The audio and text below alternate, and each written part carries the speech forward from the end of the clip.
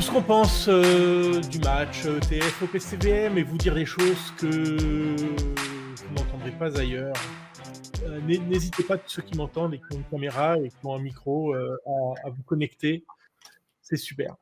Alors, pour ceux d'entre vous non professionnels qui ne savent pas ce qu'est Patrimonia, je ne pense pas qu'il existe un professionnel qui ne sache pas.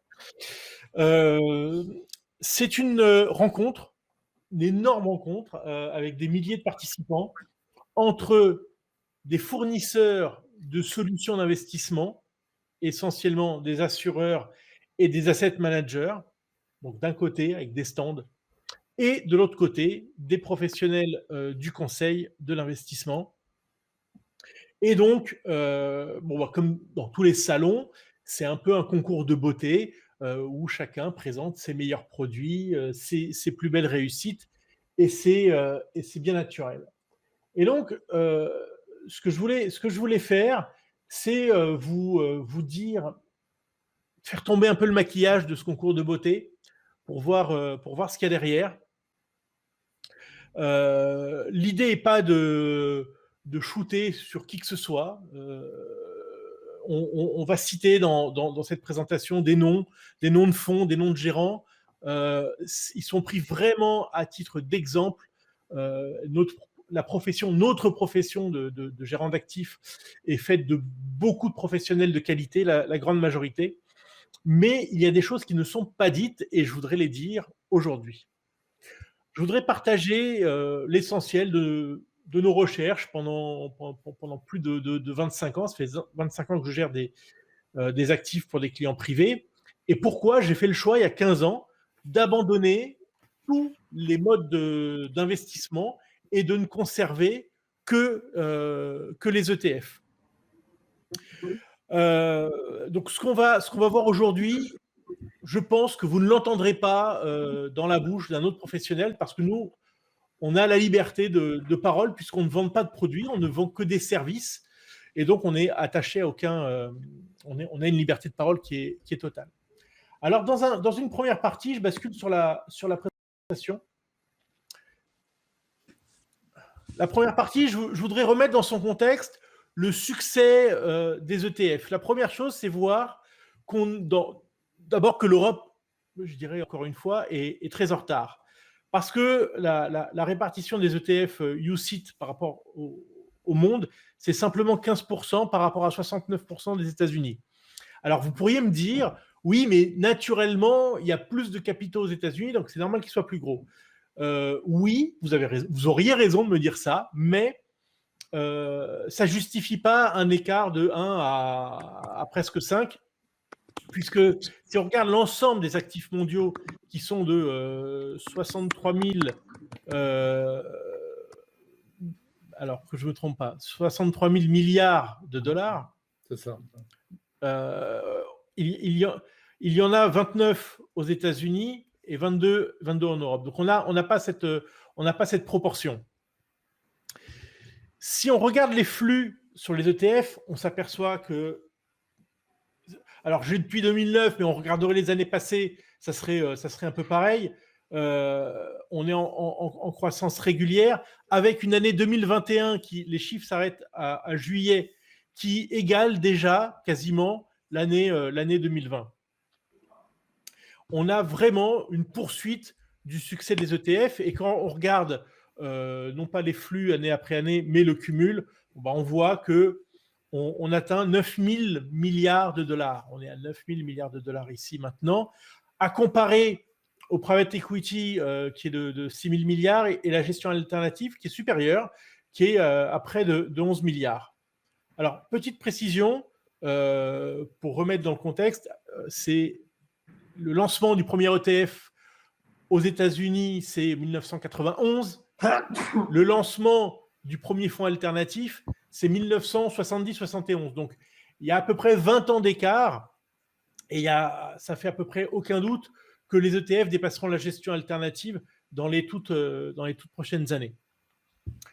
Le résultat de ce succès des ETF par rapport à l'OPCVM en Europe et par rapport au mutual fund aux États-Unis, c'est ce graphique qui est absolument, qui devrait terroriser toutes les sociétés de gestion qui ne font que de l'ETF, qui est la décollecte sur les mutual funds. Alors ici, c'est uniquement les fonds actions domestiques, donc domestiques américains, mais la tendance est à peu près la même sur l'ensemble des classes d'actifs, qui, au cours des 10 dernières années, a décollecté 2000 milliards de dollars, pendant que les ETF en collectaient à peu près 1300, et quand on rajoute au fonds indiciel classique, on arrive également à peu près aux 2000 milliards de dollars.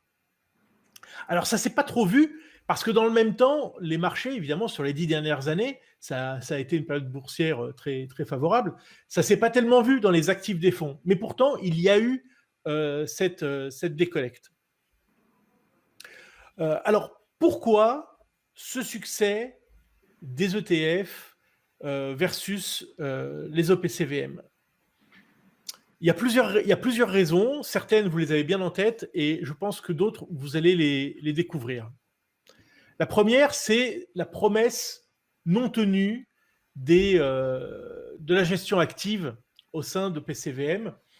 Alors, je prends les chiffres de S&P, qui est un peu la référence pour ce genre d'études, et on voit que plus on avance dans le temps, plus la sous-performance est importante. Alors, comment on lit ces chiffres-là? Par exemple, si on prend ces 37,27%, on a en Europe, dans les fonds qui sont distribués en Europe, dans ceux qui sont dans la catégorie actions européennes, on a 37% des fonds qui ont fait moins bien, oui c'est ça, qui ont fait moins bien que l'indice de référence, donc qui sont battus par l'indice de référence. Ça veut dire que dans cette catégorie-là, l'année dernière, c'est à fin 2020, a été très bonne, hein, puisqu'on a une majorité, donc 63% des fonds qui ont battu l'indice de référence. Alors quand on regarde sur d'autres zones géographiques, on s'aperçoit que c'est un peu au-dessus de 50%. Donc on peut dire globalement que l'année dernière, il y a un fonds sur deux qui a fait mieux que son indice de référence. Ce qui est un score, alors, qui n'est pas si mal par rapport aux années précédentes, mais qui est quand même assez moyen, puisqu'on attend d'un professionnel qui soit en mesure de remplir le contrat pour lequel on signe.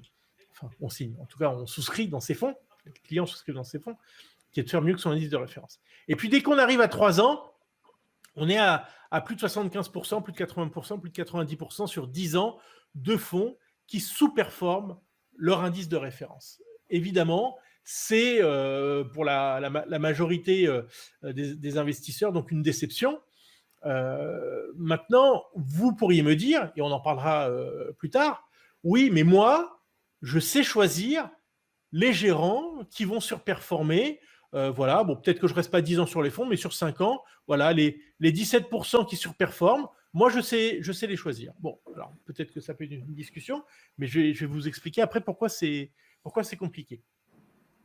Il y a autre chose qui peut nourrir une déception, c'est qu'on a ce que S&P appelle un survivorship, un taux de survivance des OPCVM quand même très faible. Au bout de, là on est sur une période de 10 ans, au bout de 10 ans, à peu près quelle que soit la catégorie, vous avez la moitié des fonds qui ont soit disparu, soit absorbés par un autre fonds, soit qui ont vu leur stratégie modifiée, sans doute parce qu'ils n'ont pas donné les résultats escomptés.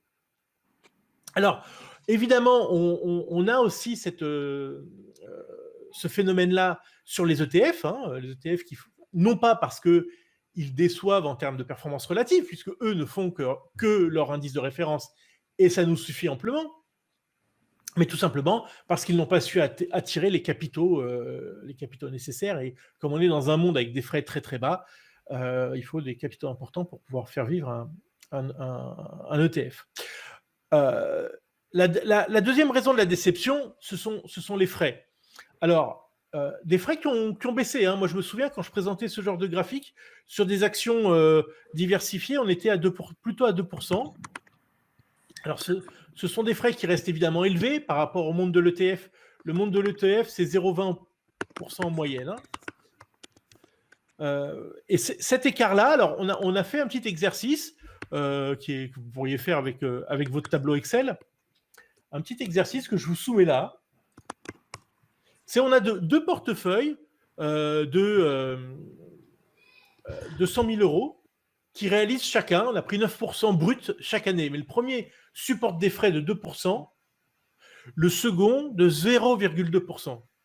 Quel est selon vous l'écart au bout de 20 ans entre les deux portefeuilles? Là, donc l'essentiel d'entre vous a voté pour entre 50 et 100 000 euros. En réalité, l'écart est de 150 000 euros.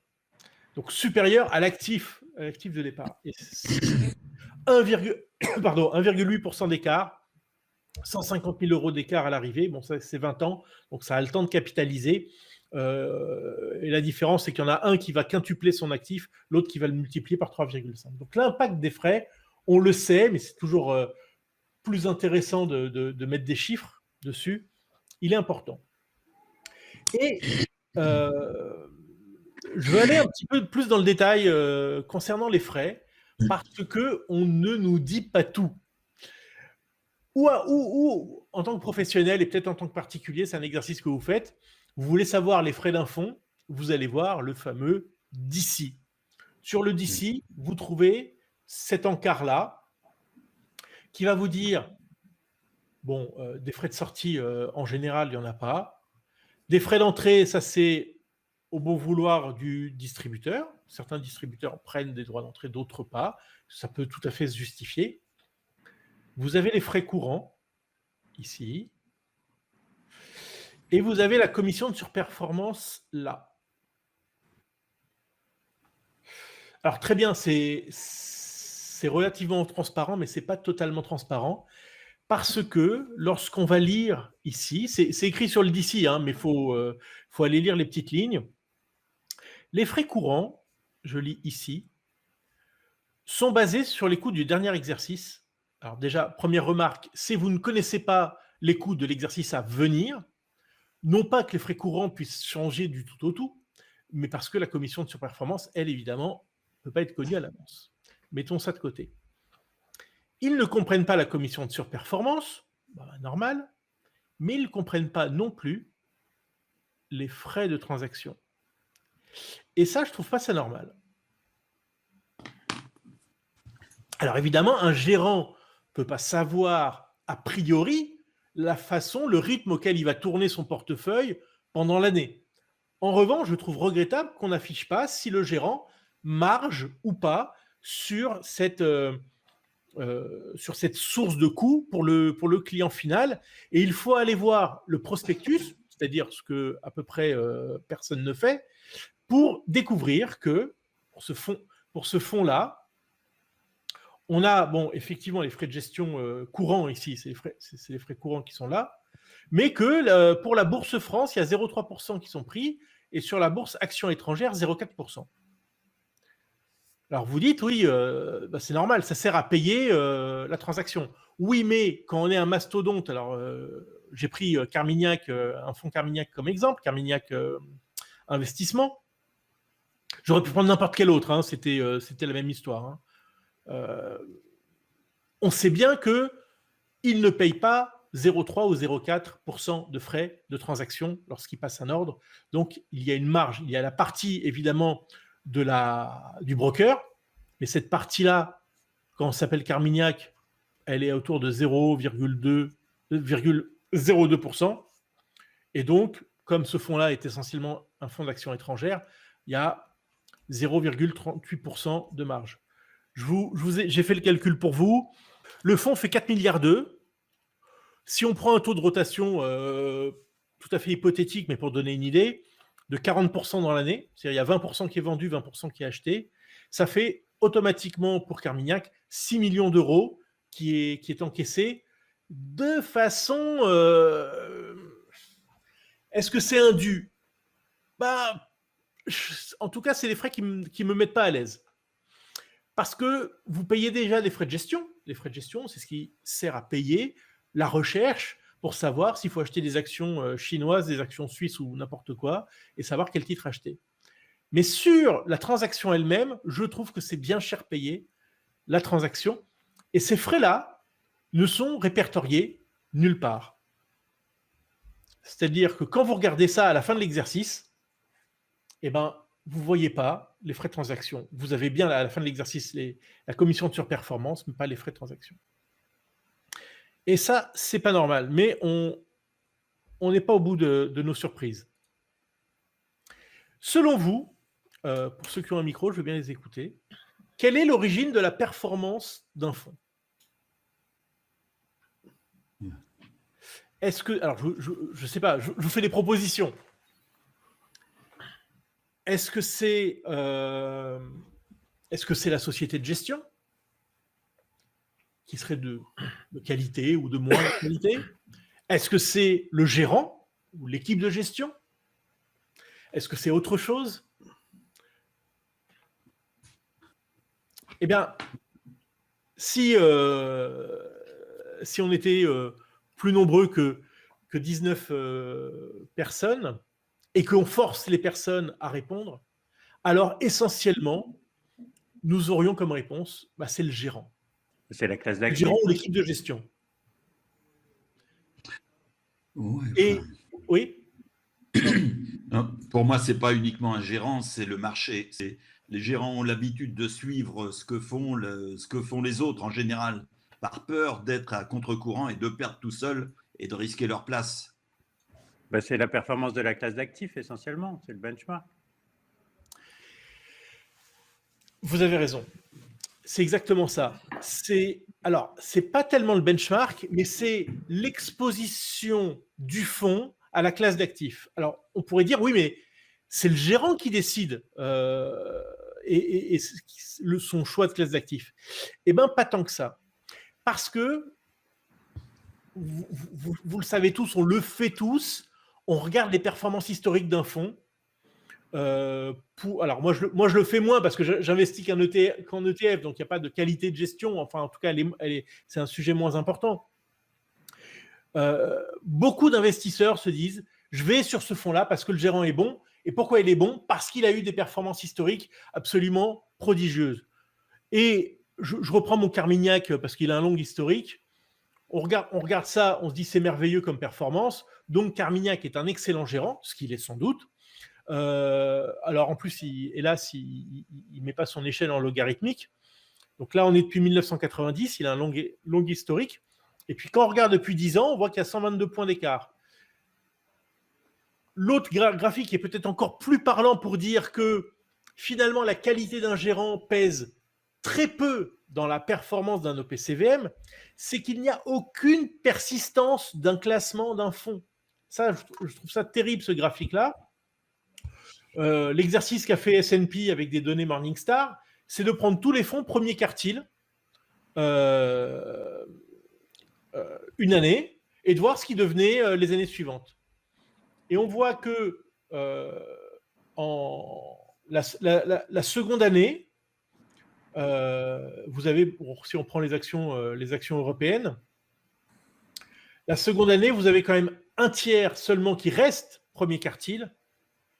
Et la troisième année, vous êtes en dessous de 5%. Je trouve que c'est un constat terrible. Bon, c'est pareil sur toutes les autres zones. D'ailleurs, même les actions US, c'est sidérant. Dès la deuxième année, vous êtes à moins de 5%. C'est vrai que le marché américain, sa performance étant tellement concentrée sur quelques valeurs mastodontes, il est imbattable, si ce n'est acheter un ETF qui va faire simplement le répliquer, mais ça veut dire aussi prendre un risque d'être très pondéré sur une poignée de valeurs.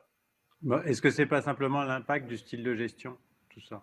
C'est-à-dire que si vous avez un gérant growth, il performe les années où c'est les valeurs de croissance qui performent, et les années value, c'est les gérants value qui performent. Monsieur Azoulay, je suis tout à fait d'accord avec ce que vous venez de dire, mais comment dire là, c'est un élément important. C'est un élément essentiel, mais qui n'a pas encore diffusé dans l'algorithme de réflexion des investisseurs.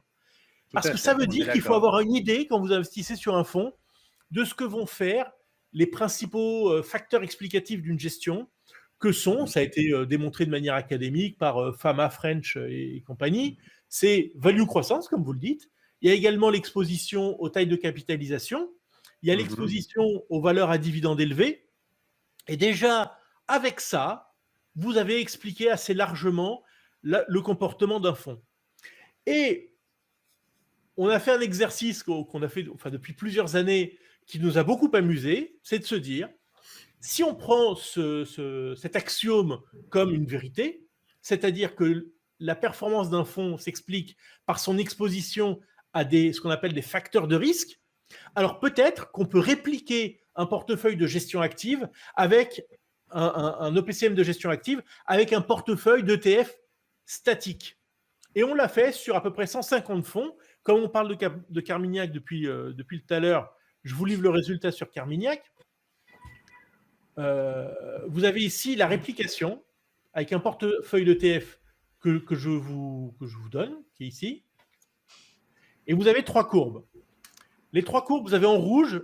Alors, c'est une période, c'est sur 5 ans, ça s'arrête mi-2019. Peu importe, l'exercice est toujours le même. En rouge, vous avez Carmignac Investissement. En jaune, vous avez Carmignac Investissement si le gérant avait géré sans frais. Donc, on réintègre les frais courants qui ont été dépensés par le gérant et on essaye de trouver quel a été le portefeuille statique, j'insiste, parce que s'il s'agissait de lui faire subir des rotations, ça serait facile de trouver un portefeuille. Mais on s'est dit, est-ce qu'il existe un portefeuille statique qui va suivre le fonds? Et on le trouve. Et on voit quand même que ça, c'est une corrélation. Alors, je ne l'ai pas affiché, mais je peux vous le dire. Elle est de 0,98. Et on réplique la performance avec les frais dans la poche du client. Et on voit que c'est une gestion passive et qu'il la facture au prix d'un actif. Ça veut dire d'abord que le stock picking apporte pas grand-chose.